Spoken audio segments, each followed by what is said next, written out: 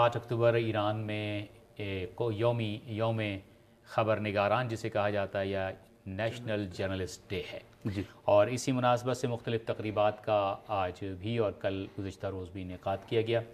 सदर ममलिकत सैयद इब्राहीम रईसी गुज़िश्ता रोज़ IRIB आए थे और उन्होंने यहाँ दौरा किया था यहाँ का। मुख्तलिफ़ शोबों का मुआयना किया, सहाफ़ियों और नामनिगारों से उन्होंने मुलाकात की और इसके बाद एक प्रोग्राम से भी उन्होंने ख़िताब किया जो इसी मुनासबत से यानी नेशनल जर्नलिस्ट डे के हवाले से रखा गया था।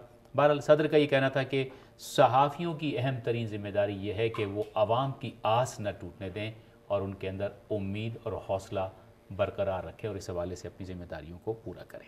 साथ ही उन्होंने टेक्नोलॉजी और पेशरफ्त का भी जिक्र किया था कि आगे जदीद तरीन मीडिया ज़राए और मीडिया टेक्नोलॉजीज़ के होते हुए मैं समझता हूँ कि ये काम बड़ी आसानी के साथ अंजाम दिया जा सकता है।